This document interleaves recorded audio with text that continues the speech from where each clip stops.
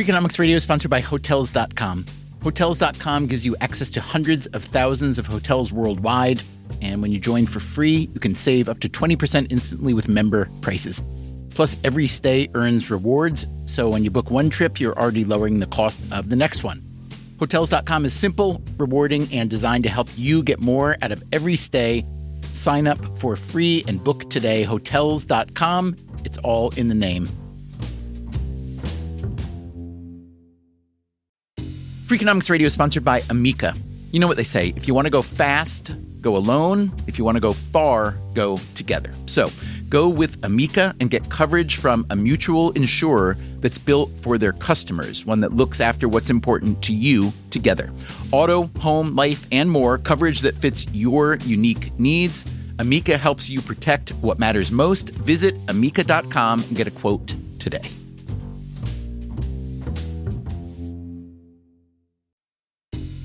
Freakonomics Radio is sponsored by TalkAboutPD.com. Let's talk about Peyronie's disease, or PD. It's not widely talked about, and some men may feel reluctant to bring it up, but it's more common than you would think. PD can happen when scar tissue builds up under the skin of the penis, causing a curve with a bump during an erection that for some men may lead to pain during intimacy and impact mental health. A trusted urology specialist can help diagnose PD and walk you through your options, including non-surgical treatment. Visit talkaboutpd.com.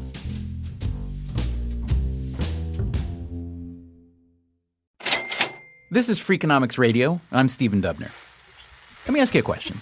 What do this Ford Motor Company and this Levi's blue jeans and this family moment is brought to you by Walmart and this Enterprise and this How about some M&M? and this the New York Times and this S.C. Johnson isn't just a company. have in common? Yeah, they're some of the most popular and prestigious brands in the history of American business, but also each of them is a family business. Isn't that amazing? Isn't that fantastic? About 1/3 of the companies in the Fortune 500 are family-controlled. You know the story. Some incredibly hardworking person starts a business. Maybe it's a bakery or a brewery. Could be a car maker, a newspaper. And against all odds, the business doesn't just succeed, it flourishes. But someday, the founder has to retire or die. So who takes over then? That's easy. The founder's son or daughter, the scion of the family. Scion. Who better to protect and grow the family brand? Makes sense, doesn't it? Who could possibly work harder than someone whose name is on the building? Scion. What's important to me is the fact that it's a family organization and it's my great-great-great-grandfather that started it, and my dad is still in charge of it. On the other hand, things don't always work out. It's a Greek tragedy. Scion. The family firm. It's a way of life. And it's a nice story. But we've got a big, hungry economy here, people. Nice doesn't necessarily generate jobs. So when it comes to putting the family scion in charge of a company, here's what I want to know. What do the numbers say?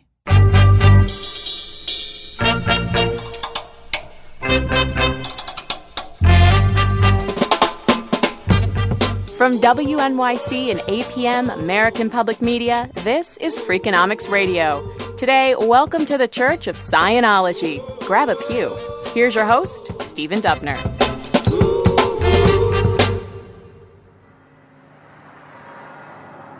Let's start with the story of the little brewery that could. Close your eyes. Picture a lovely old town in eastern Pennsylvania. It's got a tidy main street and the houses built into the hills. The town is called Pottsville. It used to be a big coal mining town. The writer John O'Hara grew up here. And across the street from O'Hara's old house is a 5-story brick building with an American flag and tall white letters that say D.G. Yingling and Son. Dick, I think. Hi, Dick. Hey, Stephen Dubner. Nice to meet you. Dick. Are we going to talk outside where it's 9 degrees, or are we going to go inside? We have heat inside. What's your preference? Inside. Let's go. Dick Yingling is CEO of America's oldest brewery. Yingling, that's Yungling, is a name with a history. In the original German, it means young man. It's also a drawback because a lot of people won't ask for something that they can't pronounce. So that's, but we're getting a pretty good reputation now, and people know what Yuengling is. It amazes me. What are some of the mispronunciations you've heard? Well, they'll call it Yuengling, Younglings. We don't care. Usually the bar owner knows what they're talking about. As we walk through the brewery, Dick tells me about the company's past. In 1829, a young man named David G. Yuengling, that's Dick's great-great-grandfather, emigrates from Germany, settles in Pottsville, and opens the brewery. The reason he came here is that his father had a brewery, but since David wasn't the oldest son, he had no shot at running it. So he comes all the way to America, runs the Yuengling Brewery for 48 years, and then, when he dies, his son Frederick buys it. For 5 generations, that's how the business stays in the family. Today, in the Yuengling office, there are paintings of all those Yuenglings hanging on the wall. That was the founder of the company, David G. Yuengling, and that was his son Frederick, and that's my grandfather, and that's my father's picture over there. Great-great-grandfather, great-grandfather, grandfather, and father. You don't go up there till you're deceased, and I don't want my picture up there right now. Dick is 68, pretty darn sturdy, full head of white hair. His eyes are so blue, there's a shirt in the Yuengling gift shop named after him. These are the Dick Yuengling blue. They match his eyes, so they're his favorite shirt. Are you recording me? Good morning. Morning. Most mornings, he gets to the brewery around 5 a.m. so he can catch up on things in peace. The stairs up to his office are steep and narrow. These are old buildings we're talking about. He pours some black coffee. That's like that radio station. Every morning they play a Davy Crockett song. Yuengling beer has a weird kind of fame. If you don't live on the East Coast, there's a good chance you never even heard of it. On the other hand, tourists come from all over the world to see America's oldest brewery. And in Pennsylvania, you go into a bar in Philadelphia, give me a lager. You get Yuengling lager. That's like a Kleenex. Yes, right. It's a lager is a Yuengling. Why do you think Budweiser come out with the Great American Lager? You know, it's kind of interesting. All these years they just Budweiser, but all of a sudden it was the Great American Lager. Very interesting. Dick worked at the brewery as a kid, loading bottles, shoveling snow, whatever needed doing. We really were not financially viable in those days. I mean, I remember the girls in the office telling me, I better go to school and find another way to make a living because this place can't survive. We were barely making payroll. But all he really wanted to do was make beer and buy the brewery someday from his father. Dick was the only son. Scion. But he and his father had disagreements about how to grow the company. So in 1973, the Scion did the inconceivable. He left the family business. Even worse, he bought a local beer wholesaler. I asked him what his father thought of that. I think he kind of admired me for doing it because I think he thought about doing it, but he didn't have the nerve to. But it was very confusing for the local barroom owners for me to come in and try to sell them Pabst and Rolling Rock. Right, I'm Dick Yuengling, and I'm here to sell you Pabst and... It was a very interesting experience, but I still did well with it. I did well with the brands. Yeah. When Dick's father got sick with Alzheimer's, Dick came back and bought Yuengling Brewery. It was 1985. The company was nearly broke. He's managed to turn things around remarkably well. Nothing too dramatic, just a slow, steady expansion, lots of hard work. Yuengling opened a second brewery in Pottsville, another one down in Florida. Last year, sales were up 6.5%. The year before, 12%. And unlike most of the big beer companies you've heard of, Yuengling is still American-owned. Believe it or not, it's the second largest American-owned brewer after the Boston Beer Company, which makes Samuel Adams. Well, our volume last year was like 2.2 million barrels. And, when you equate that into market share, or like 1/10 of 1%, we're only in 13 states. We're not national. So we have a very small market share, but we don't care. I mean, we're doing very well. So we're longevity is the name of the game. But we don't have stockholders that we have to say we had a great quarter to.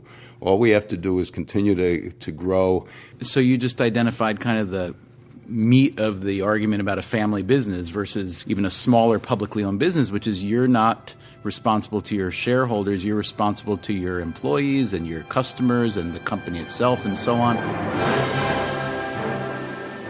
It's very rewarding, especially due to the fact that when I started here in the late 50s, we were all but out of business. I mean, we were going the route of the other small coal-region breweries. And my dad had a guy that wanted to buy the place back, I'll never forget this, back in the early 60s. And it was a guy that just was going to buy it and shut it down and sell all the copper and brass that's in a brewery. And he didn't sell it. And thank God he didn't, because, if you stick around long enough, you give yourself a chance, and look where we are today. I mean, at that time, we were selling about 80,000 barrels of beer. So the Yuengling Brewery has been run by Yuengling men for more than 180 years. Soon, that'll change. Dick has no sons. But he does have 4 daughters, and 2 of them work at the brewery. Jennifer is the plant coordinator, and Wendy handles administration. Thank you. They walked me through the bottling floor, where a big, noisy conveyor system carries row after row of bright green bottles filled with fresh beer. We're about to have a beer right off the line. Oh, man, we just grab one off? That's all you got to do? It's like picking apples off a tree. So there's a lot of head on that. Yeah, it'll foam on you when you open it. All right, and I got my beautiful Yuengling Eagle cap there. They're not, are they twist off? Yes, they are. Whew. Cheers.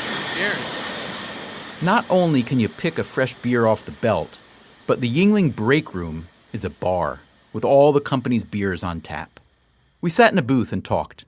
Here's Wendy. I don't remember a whole lot of spending time at the brewery when we were young, other than going down with my dad at night when he was loading trucks. So I never really thought about that being my future. And it wasn't talked about. So, that was almost a realization that each of us had to come to on our own.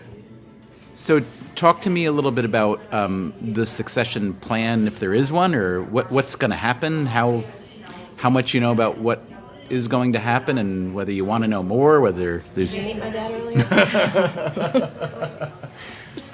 Because he's got all the answers. Well, his answer was basically, I am not going to retire. Yeah. How old are you guys? I am 35. 35 and 39. 39. Okay. And he's 68. He's got a good 20 years left in him.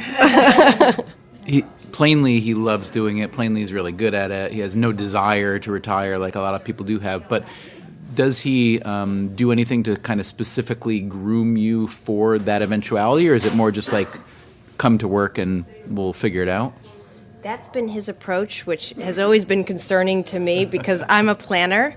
But I have eased up over the years, and I have faith in him and, his ability to give up the reins someday to us. But for now, like Jennifer said, he's good at it, he enjoys it, and he's extremely hands-on. So I don't see that changing.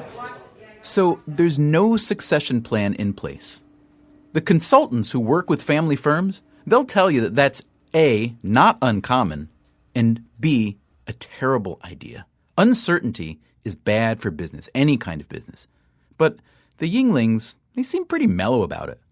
Wendy and Jennifer, they're already preparing their kids for the family business. That'd be a 7th generation. Wendy's kids are 5, 3, and 1. They now know how to go to the refrigerator and get a bottle out for us. Because I can remember doing that when we were little. My dad had an old refrigerator that he rigged into a kegerator, and I can remember filling up his beers when I was little. I mean, the hard part was getting them back to him at the couch without spilling anything. If you spilled or had too much head on it, you were sent back down to redo it. We haven't gotten a kegerator yet, but my husband's pushing for it. So Yuengling seems to show a lot of things that are right with family business. Institutional knowledge gets passed down from generation to generation. You trust one another. There's immense pride in the brand. I mean, it's your name on the bottle. You can see why some business founders would rather shut down a company then turn it over to someone who isn't related. But how typical are the Yinglings? What if they're just a big, fat outlier? And if you're the one who starts a family business, how are you supposed to know? For years and years, you work days and nights. You probably don't sit around in your spare time reading the academic literature on family succession. So we did it for you. Let's bring in the economists. Hi, how are you? My name is Antoinette Schor. I'm a professor at MIT in finance. Schor analyzed the data on family firms and what happens once the next generation takes over. So one thing I can tell you is that, at least in the countries that we have looked at, on the accounting performance or the real side of performance, like profitability and so on of the firm, we actually see drops in performance of these firms after they are transitioning from a founder to, the heir or the heirs. We see drops between 10 and 20% of profitability. Ouch! 10 to 20%. That's a steep price for loyalty, isn't it? But wait a minute. Antoinette Schor looked at a firm's profitability. What if, just what if, loyalty costs you in profitability, but if your shares trade publicly, you make up for it in share price? What if Wall Street loves the story of the family firm? There is one nice study by Francisco Perez Gonzalez, who has actually looked at these transition events in the US. So he looks at what happens when, in the US, a publicly traded family firm hands over the reins to the heir. And he finds that there is a drop in the stock price by around 10 to 15%. Okay, so I went and collected those data. And what I found was what, in my opinion, was rather shocking. That's Francisco Perez Gonzalez. I'm an assistant professor of finance at Stanford Grad School of Business. The data covered 335 family firms in the U.S. that had a management transition. 122 of them, just over a third, brought in another family member as CEO. Scion. And the rest went with outside management. And as you heard, the market did not like the family successions. But Perez Gonzalez wanted to answer a harder, more important question. Why do family CEOs do worse? While rooting around in the data, he found an answer. The underperformance of family CEOs was basically explained by those family CEOs that do not attend, forget about the most selective colleges in the U.S. If you're in the top 30 college pool, you do fine. If you're in the top 50 college, again, you do fine, or a top 100 college, you do fine. It's that 40% of the cases in my sample were people who attended colleges outside the top 189 colleges in the U.S., despite having substantial wealth. So these people that one could say maybe did not have the ability or did not have the effort, because they might be able, but they're not encouraged to make huge effort. These were the ones that were driving or dragging the performance of the family CEO pool. So if you throw out the family firms who hand off the CEO position to a family member who went to a non-selective school, if you throw out those companies, then you find that family firms do as well as family firms who hand off to a non-family CEO, yes? Statistically, there's no difference in performance. So there you have it. The entire effect can be explained by a handful of family CEOs who just aren't very good or very smart or very motivated. In other words, Junior isn't necessarily cut from the same timber as dear old dad, hard-working, self-effacing, up-from-the-bootstraps dad. Now, it should be said, this is hardly a new insight. Remember Max Weber? He wrote The Protestant Ethic and the Spirit of Capitalism, which you read or pretended to read when you were young. In 1904, Weber wrote that capitalism requires, and I quote, a more individualistic form of entrepreneurship and the absence of nepotism. Modern scholars have a name for this. So this is called the Carnegie conjecture. That's Vikas Mehrotra. He's a finance professor at the University of Alberta in Edmonton. The Carnegie conjecture goes back to Andrew Carnegie, who made a huge fortune in steel in the 19th century. Right. So in his idea, he was actually very clear on this. He didn't mince words at all. And in his idea, the inheritance of fortunes for the second generation, the heirs who inherited fortunes, in his opinion, it deadened their talents. And therefore, it was incumbent upon the rich tycoons and entrepreneurs and so on to distribute their wealth prior to their departure from this earth. Think about it. You start a company and it succeeds beyond your wildest hopes. Now, what are the odds that the best person you can find to take over this business just happens to be a person who sprang from your own loins? On the other hand, what if there is a CEO gene?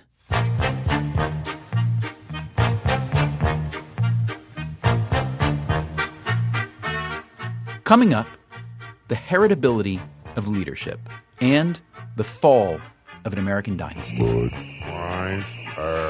What was his father thinking?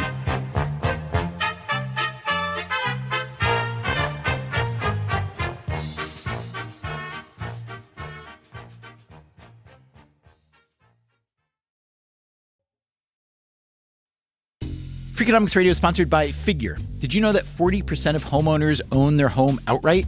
If that's you, don't let your equity sit idle. Tap it with a home equity line of credit. Figure, the #1 non-bank HELOC lender in the U.S., helps tap equity you've built in your home so you can do things like tackle a renovation or pay down debt. HELOC is a line of credit secured by your home. You can draw what you need, repay, and draw again. Figure offers a 100% online application. Get approved in 5 minutes and funding in as few as 5 days. It's faster than a bank loan and cheaper than a personal loan. Check your rate today without impacting your credit at figure.com/Freakonomics. This post is sponsored by Figure, NMLS ID 1717824. Figure is an equal housing lender. For more information about their licensing, visit nmlsconsumeraccess.org. Figure's HELOC is subject to credit approval and terms apply. Freakonomics Radio is sponsored by Southern New Hampshire University. The best investments are the ones you make in yourself, and no one knows that better than Southern New Hampshire University. With more than 200 online degree programs, no set class times, and low online tuition, Southern New Hampshire University is built to fit your life today and set you up for success tomorrow. Education is an investment. Why not make it a smart one? Apply for free at snhu.edu/Freakonomics. Freakonomics Radio is sponsored by Ozempic. Innovation happens through rethinking what's possible, and when it comes to GLP-1s, Ozempic pill does just that. Learn more about Ozempic semaglutide tablets, 4 and 9 milligrams, by calling 1-833-OZEMPIC or visit Ozempic.com to view the medication guide and ask your doctor what's possible with FDA-approved Ozempic pill.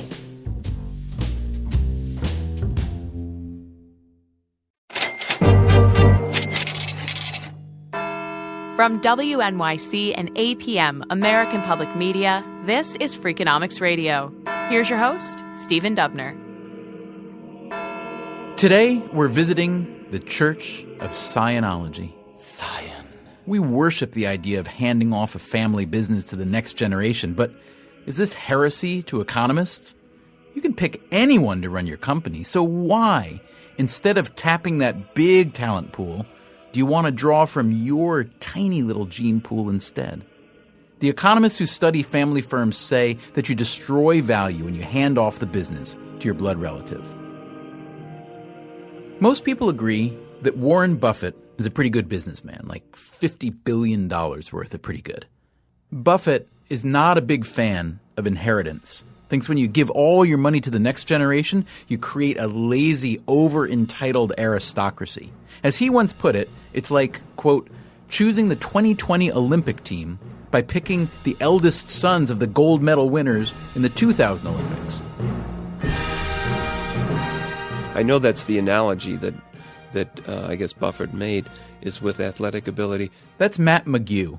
He's a behavioral geneticist at the University of Minnesota. Yeah, I mean, geneticists have for a long time used this statistic called heritability, which can range from 0% to 100%.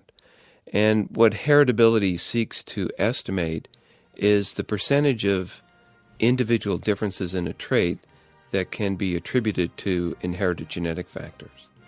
So, for example, the heritability of height is on the order of 80 to 90%. So, traits that are important for something like sports are pretty heritable. Consider the son of a Major League Baseball player. You want to know how much more likely it is that he'll also play in the majors compared to the average kid? 800 times more likely. Not 8 times, 800. So you probably could field a pretty good Olympic team if you could get your hands on Michael Phelps's kids and Shannon Miller's and Apollo Antonono's kids. But running a company is not the same thing as running the bases. Here's McGew again. Other traits are much less heritable.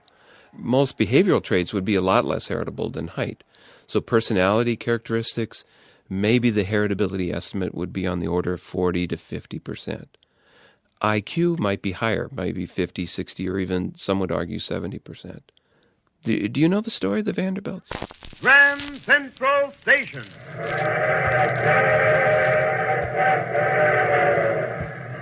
The original Vanderbilt, at least the original rich one, made his money in the railroad business in the 19th century. And he not only wanted to build a railroad empire, he also wanted to build a family dynasty.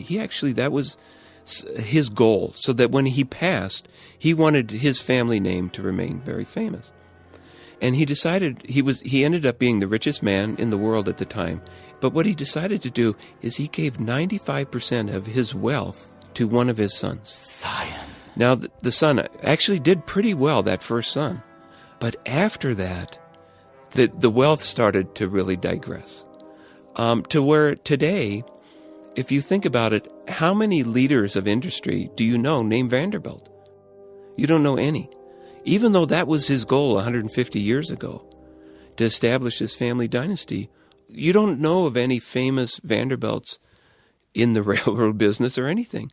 And what ended up happening, and in fact, there are 2 family members wrote memoirs about this, about how the Vanderbilt wealth had actually created dysfunction within various lines of the family. Because what ends up happening is that the talent gets diluted over generations, just like our height will get diluted. If you look at the descendants of 7-foot-tall men, eventually they're not going to be that tall. So if you look at the descendants of extraordinarily talented individuals over time, it just gets diluted by intermixing with everyone else. So, sad to say, looks like there is no CEO gene. But just try telling that to the CEO of a family business. Like, maybe another brewery? I'll bet you've heard of this one. Ladies and gentlemen, welcome to Anheuser-Busch. If you are currently waiting for the 12:15 tour, this is the moment you cross the Mississippi River into St. Louis, Missouri, one of the first things you'll see is a giant beacon of an eagle with the word Budweiser above it. And one of the first things you'll see is Busch Stadium. This city has attached its image, its identity, and its history to the Busch family and to Anheuser-Busch beer. Born in Germany, Adolphus Busch came to America in 1857. The story of the Busch family and Budweiser beer isn't so different from the Yuengling story. A German immigrant, Eberhard Anheuser, starts a brewery, this time in St. Louis. His son-in-law, Adolphus Busch, joins the business. They named the brand Budweiser and brewed it with uncompromising quality. When Anheuser died, Busch took over. Next in line was his son, August Busch. And that's the way it went for nearly 150 years, 5 generations, each of them named either Adolphus Busch or August Busch. The beer kept flowing, and so did the money. When we traveled, we were allowed to fly first class. It was extraordinary, even through some hard times. There were some restrictions, but basically, it was a great place to work. We were all very comfortable. And I used to pinch myself thinking, wow, how lucky am I to work here? Cheryl Stelter worked at Anheuser-Busch for 21 years, mostly in human resources. She was a single mom. Working there was a godsend. It seemed like every week, every month, there were fabulous parties. I couldn't believe my good fortune. We always, we got all dressed up. We went out to fancy dinner dances, and there were all kinds of activities. There were sports tickets because Budweiser sponsored every sport you could possibly think of, right down to lawn darts, I think. The Bush who made a lot of this happen was August Bush III. He came to be known as simply the Third. One of the reasons I say that I think August Bush III was one of the best CEOs I've ever read about or experienced is that if you put $10,000 into Anheuser-Busch stock when he became a vice president in 1964, and you sold it in 2002 when he retired as CEO, not including reinvested dividends, that $10,000 would have grown to $2,060,000. That 205-fold increase is 22 and a half times what the S&P 500 did during those 38 years. Bill Finney was director of strategic planning at Anheuser-Busch. He worked there 26 years. He admired the Third, and he worked closely with him. 4 years, I was on the 8th floor of a 9-story office building. And if I got in there early, around 7 or 7:30, I would hear August's helicopter land on the top of the 9th floor. So he got in there early, and he was extremely focused. Here's Cheryl Stelter again. Actually, my whole goal for the 21 years I worked there was to never get on, especially Mr. Bush III's radar. I mean, he was the CEO of, a Fortune 500 company. And, he could literally be walking around, and he did. He'd walk down into the brewery. He'd walk into offices. And everybody knew what he looked like and that he did this. If he came to your office, it was probably not going to be a good thing. So his standards were very, very high. Anybody who ever visited the brewery or the brewery complex, you wouldn't even see a fingerprint on a piece of glass on a door. The Third had taken the Budweiser throne by force when he was 37 years old. He ousted his father in a boardroom coup. The two men didn't speak for 10 years. When he started as CEO of the company in the 70s, his father basically had been kind of resting on his laurels and not willing to take enough risks. And the Third saw a huge opportunity to take the American market. That's Julie McIntosh, a business journalist who wrote a book about the Bush family called Dethroning the King.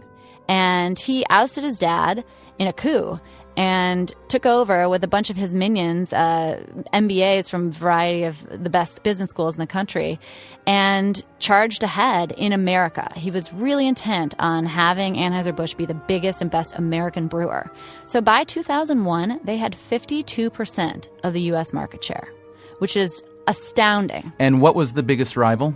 Miller. And he, you say that word, and it was like, ice would course through his veins. The competition there was just unbelievably intense. And he thought about that day and night.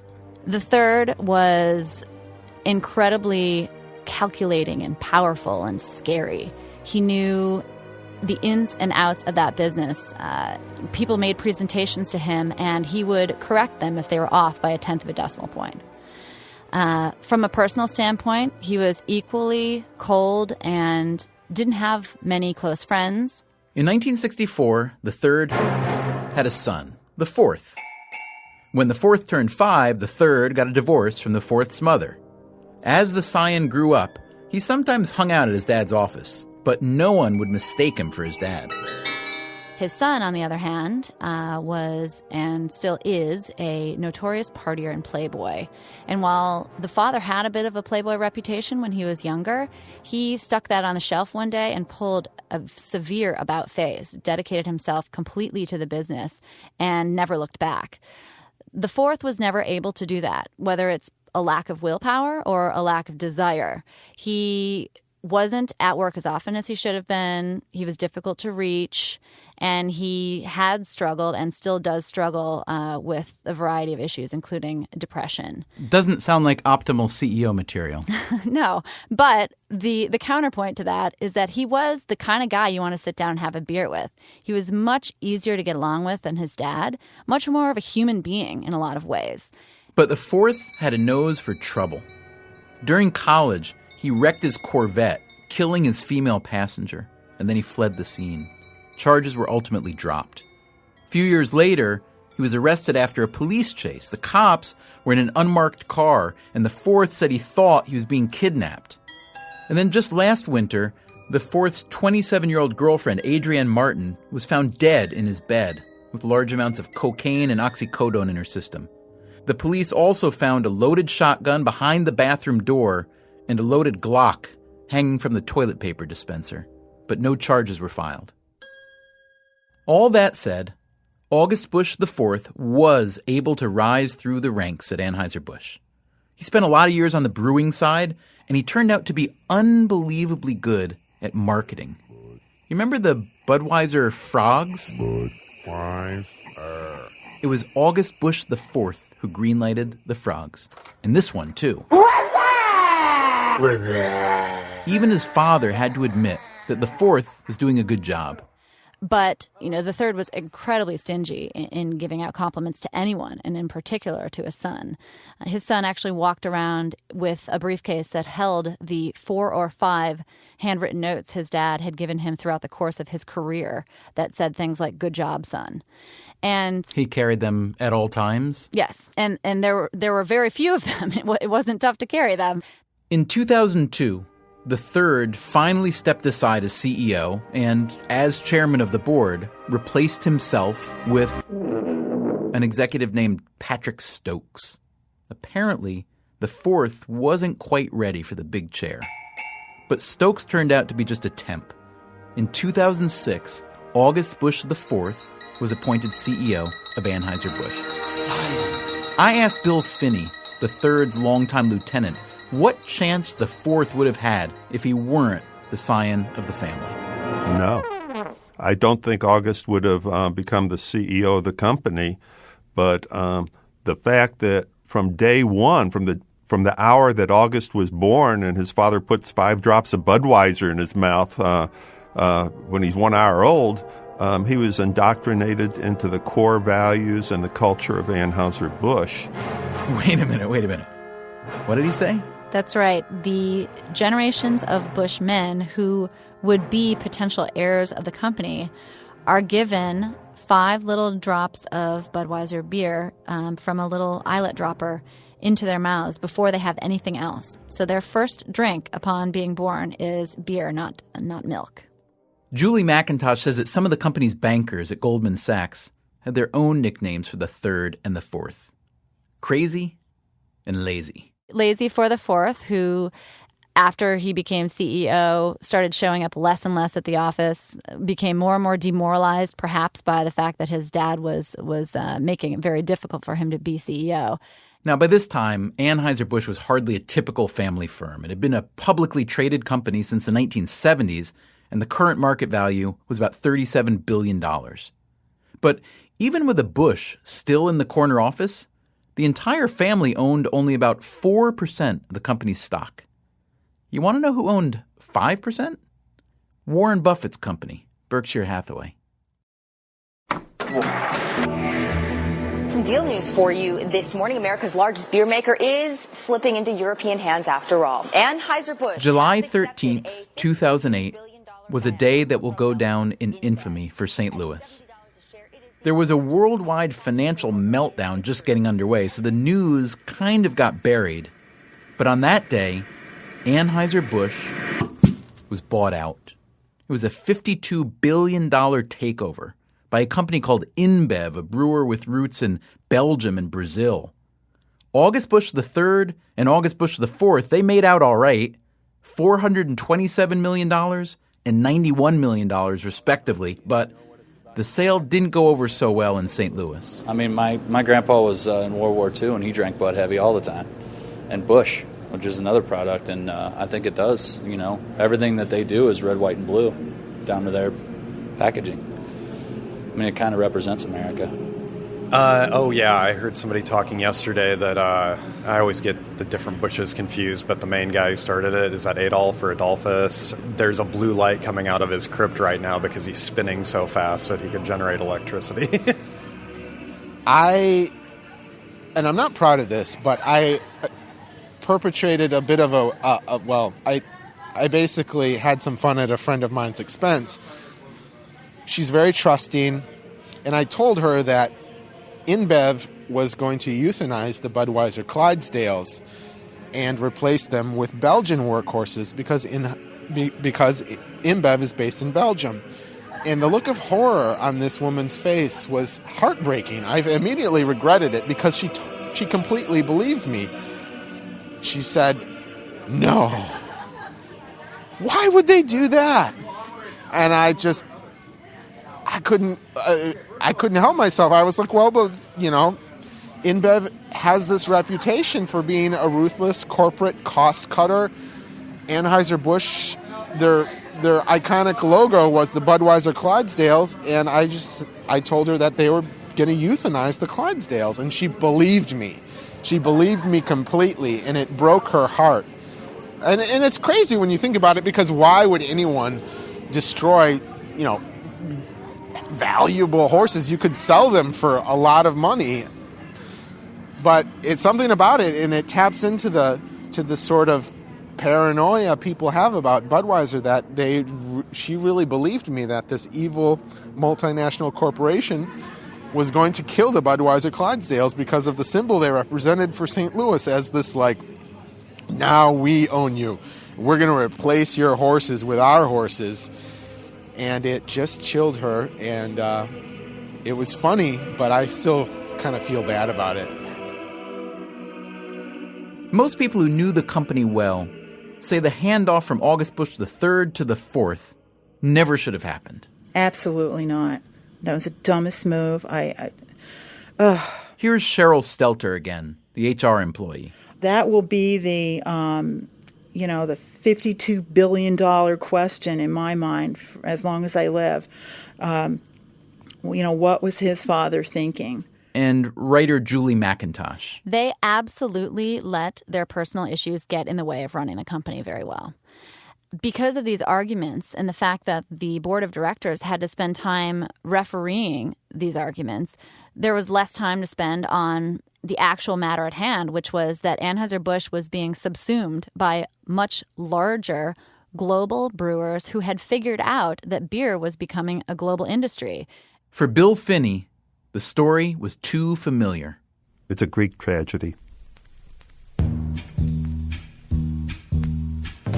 Neither August Busch III nor the fourth are very talkative in public. Neither one would talk with us. That's understandable. It's also understandable why, even if the third thought his son wouldn't measure up as CEO, he'd still put him in that position. Because he was a Busch. Because he'd been fed 5 drops of Budweiser as a newborn. Because blood, even bad blood, is thicker than anything.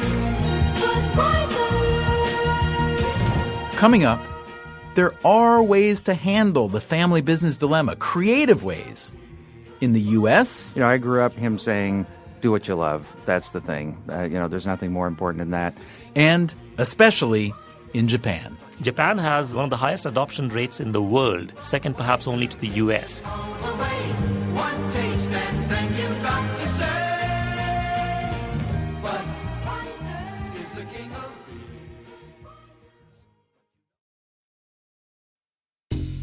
Freakonomics Radio is sponsored by Cash App. Bitcoin is often talked about as an investment, but it was built to be used. With Cash App, you can actually do that. Send Bitcoin instantly, pay at local Square businesses that accept it, or move it to your own wallet whenever you want. It works more like real money and less like something locked in an account. For a limited time, new customers can get $10 added to their balance. Just use code CASHAPP10 when you sign up. And don't forget this part, send at least $5 to a friend in the first 2 weeks. Terms apply. Cash App is a financial services platform, not a bank. Banking services provided by Cash App's bank partners. Bitcoin services provided by Block Inc. brand. For additional information, see the Bitcoin disclosures at cash.app/legal/podcast.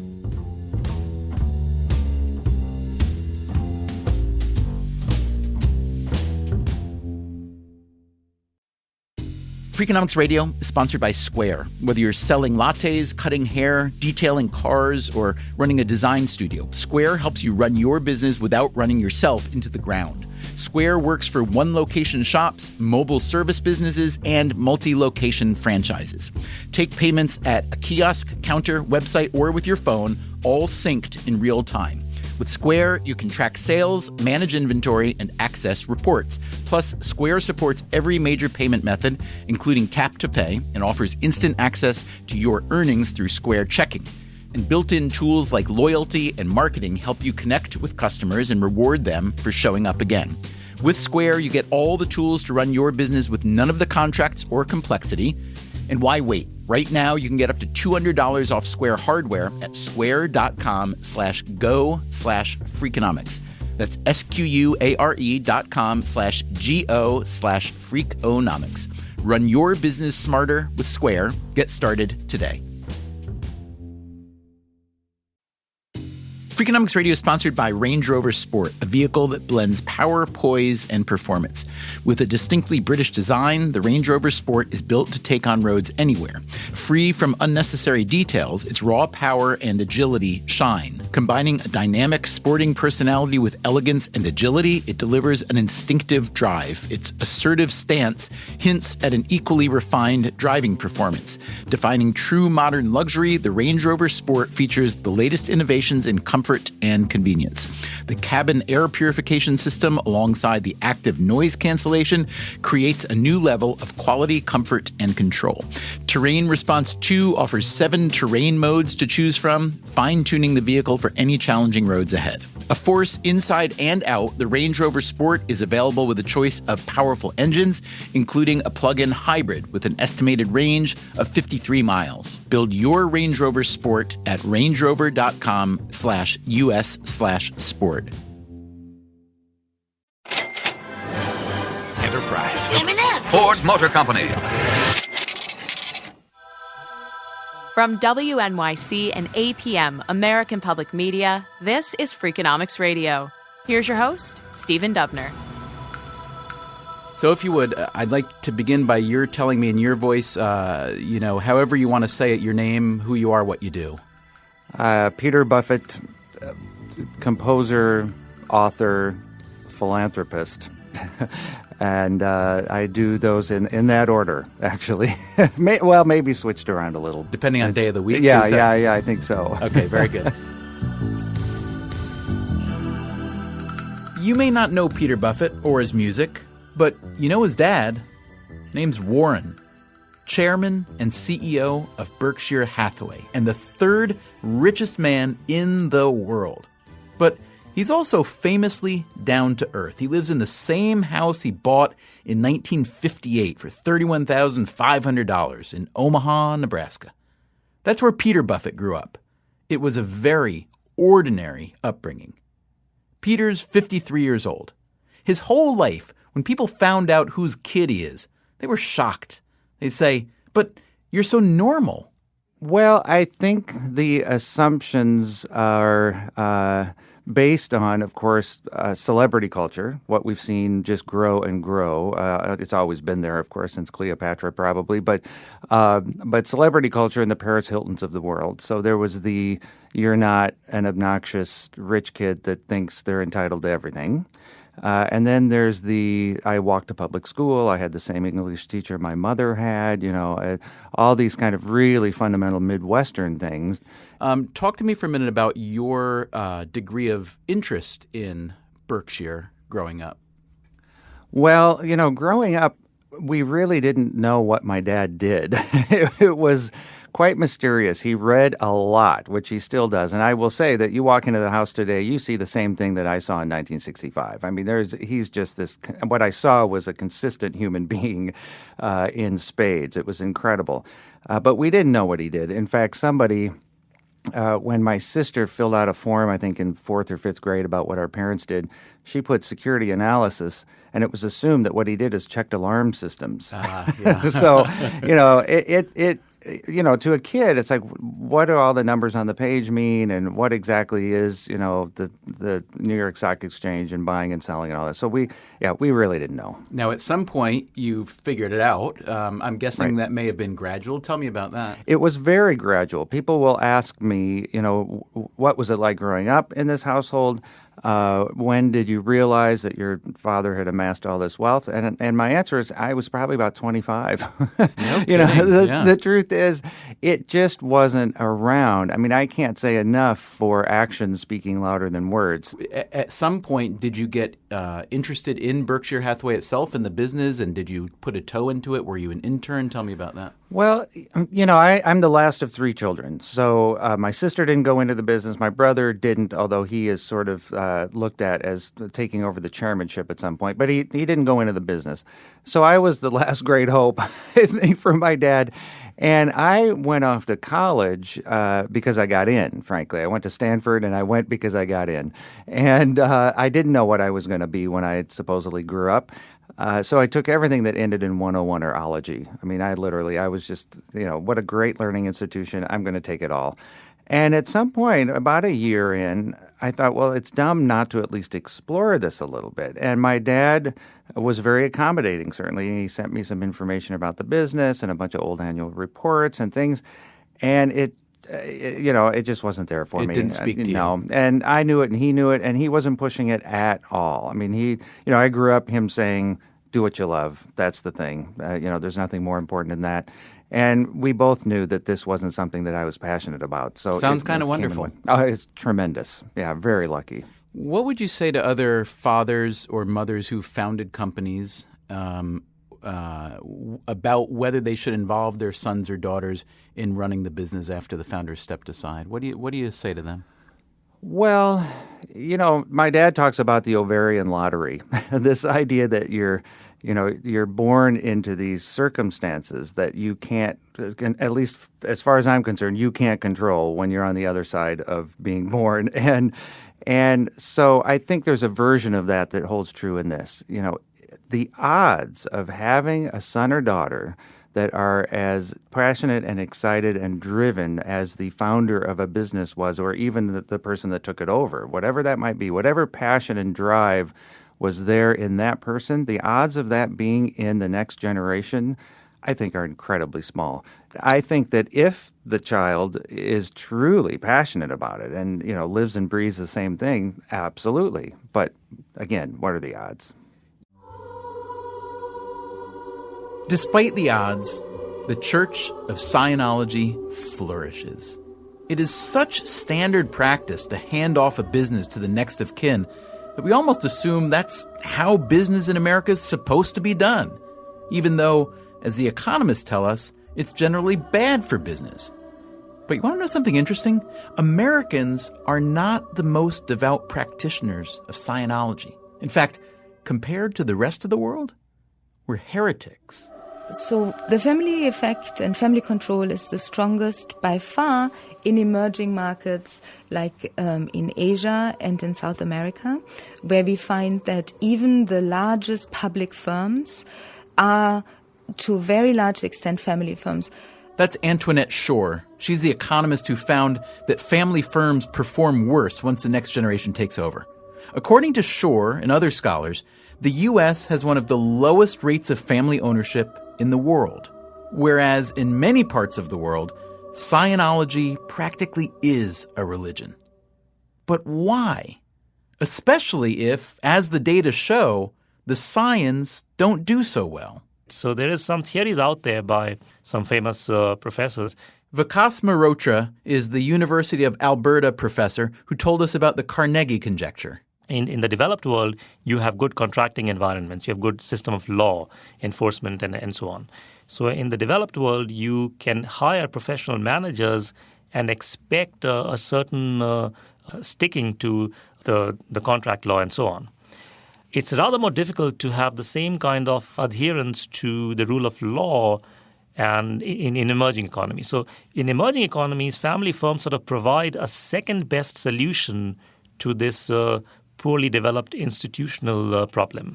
The idea being that if the rule of law and the institutions are not as strong as one might see in a more developed economy, then families, to some degree, or family firm structures perform some of those functions themselves, you're saying? Exactly, because, for example, Fukuyama talks about trust. So trust is in short supply, typically in countries where families are dominant. So the idea is that if the only people you can trust are your families, that means the external contracting environment is rather ill-developed. Now, I don't know about you, but I find this fascinating. Maybe not all that shocking once you think it through, but still fascinating. It points out some of the benefits of strong institutions and strong markets that most of us just take for granted. But there's one country, when it comes to family business, that's a stark exception. A wealthy country with strong institutions where handing off a business to a family member is very common. But there's a twist. So, first of all, a quick background for Japan. Japan is a rich country, and not only that, according to several important economists and even institutional design people, it has fairly well-developed institutions. So we are talking about a country that is not suffering from poor quality institutions and so on. Mehrotra and a few colleagues compared family firm performance in Japan against other rich countries like the US, the UK, and Germany. So you would expect in Japan the professionally managed firms to outperform family managed firms just as they do in the rest of the developed world. But we don't see that. So this was our puzzle, how to reconcile this with what we have found in other rich countries. It is a puzzle. I mean, I would go reaching for all kinds of institutional or cultural questions. I would say, well, the Japanese stock market and banks and investors treat family-run firms or heir-run firms differently, let's say, or maybe there's more of a culture of respect, or maybe the children of Japanese founders get more education than they do elsewhere. Maybe the children of those founders get a different kind of education entirely. But what is the real answer? So I'm not a big fan of assuming that inherently one group of people are superior to another. So assuming, we all come from the same, average ability pool, then there's something else going on here. And what we discovered quite serendipitously was that in Japan, there's a tradition of adopting outsiders, absolutely rank outsiders, into the family in situations where you either don't have a male heir or your male heir is not deemed sufficiently capable, to put it mildly. When you say adopt an outsider, you're not talking about adopting a baby, are you? That's a good point, yes. So actually, Japan has one of the highest adoption rates in the world, second perhaps only to the U.S. The difference is in the U.S., the adoptees are babies. In Japan, about 98%, in fact more than 98% of the adoptees are males around 25 to 30-year-old. So this is not common in the modern world, to my knowledge, in any other country. I don't mean to laugh. My laugh is not pejorative. My laugh is one of wonderment. So you're telling me that the median age of adoption in Japan is somewhere 25 to 30? Closer to 25, yes. So these are okay. Let's take a step back. You're saying that the reason that family-run firms or the heir-run firms in Japan outperform heir-run firms in other countries around the world is because instead of handing off the company to an actual blood heir, you adopt an adult male into your family who will be a good CEO and can still be in the family. Absolutely. So, see, the adoption process is rather formal. So you would have to take on the name of the adopting family, which means you give up your biological family surname and you adopt the surname of the adopting family. And it's actually a legal process. So you file papers in the city registry office and so on, much like a marriage actually. So let's pretend for a moment that you, Vikas, are an industrialist in Japan and you're 55 years old and you've built this wonderful company from scratch and it's worth several $billion and it's time to hand off to a new CEO and your son is a loser and a deadbeat and you say, I need a new CEO, so I'm going to adopt this fellow who is wonderfully educated and wonderfully bright and he knows the industry and I think he'll be a great CEO. What does his birth family think of your adopting their son as your CEO? Honored. They would feel honored because the very fact that he has been selected as an adoptee, puts him in a very, very select pool. So it's actually an honor for the birth family to have their son, let's say, adopted by the Toyota clan or the Suzuki clan or something like that. So, and are these examples of actual adult adoptees then, Toyota and Suzuki? Toyota, about 70 years ago. Suzuki, the current chairman of Suzuki, is an adopted son. And what percentage of family firms in Japan that hand off to a family member hand off to an adopted family member? So in our sample, we have about 20% of events, succession events, that involve a family successor involves an adopted son. So that's not a very high number. It's not like there's a vast majority. So I wouldn't say there isn't a preference for blood succession in Japan. There is still a preference for blood succession. But in my opinion, 1 out of 5 is not a trivial number either. Well, let me ask you this then. If you say that heir-run firms perform better than non-heir-run firms or non-family firms in Japan, did those 20% of the adopted CEOs account for – how much of that difference do they account for? In fact, pretty much all of it. So if you compare the performance of firms under different kinds of heirs, blood heirs versus adopted heirs, the superior performance of second-generation managed firms is pretty much entirely attributable to the superior performance under adopted heir firms. Now, what about you? You grew up in India. How would it work there? It would not work. It would not work in India for a variety of reasons. It would not work for. I mean, the first thing that comes to mind when I actually presented this paper in India is people would say, "Okay, so you want to adopt me? I get adopted, and then I go back to my biological family with all my newfound wealth." so immediately they are thinking about how to cheat on this contract. Ah, Japan, the land of clever solutions, but also a land of tradition, where the continuity of a family firm really means something. On the west coast of Japan, in the small city of Komatsu, there's a hotel called Hoshi, which is named for the family that runs it. It's a beautiful place, natural hot springs, mountains, and the ocean nearby. Now, over the years, Hoshi fathers have passed the business on to their sons, and if there is no son, or if the son isn't management material, then the father gets his daughter to marry a man who is. And then the family adopts the son-in-law who takes the Hoshi name. Today, the hotel is run by Zingaro Hoshi. Hi, Hoshi, this is Hello. We're pretty impressed by 6 generations of Bushes or Yinglings. You want to know which generation of the Hoshi family Zingaro Hoshi represents? Try the 46th. Thank you very much.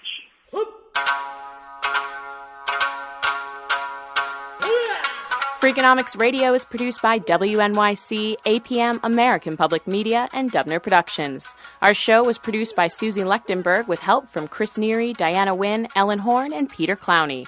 Colin Campbell is our executive producer. The episode was mixed by David Herman. Special thanks to Adam Allington in St. Louis. If you want more Freakonomics Radio, you can subscribe to our podcast on iTunes or go to Freakonomics.com, where you'll find lots of radio, a blog, books, and more. Freakonomics Radio is sponsored by Ozempic. Innovation happens through rethinking what's possible, and when it comes to GLP-1s, Ozempic pill does just that. Learn more about Ozempic semaglutide tablets, 4 and 9 milligrams, by calling 1-833-OZEMPIC or visit Ozempic.com to view the medication guide and ask your doctor what's possible with FDA-approved Ozempic pill. A History of the United States in 100 Objects is a brand new podcast from 99% Invisible and BBC Studios. Each week, we're looking at a different object from across American history with a unique story to tell about who we've been, what we've built, and what we've allowed ourselves to forget. Some of these objects are well known, many are not, but all of them carry the story of how we got to this moment. Find a history of the United States in 100 objects on the 99% Invisible feed, wherever you get your podcasts. Hi, I'm Angie Hicks, co-founder of Angie. From roof repair to emergency plumbing and more, when you use Angie for your home projects, you know all your jobs will be done well. Angie, the one you trust to find the ones you trust. Find a pro for your project at Angie.com.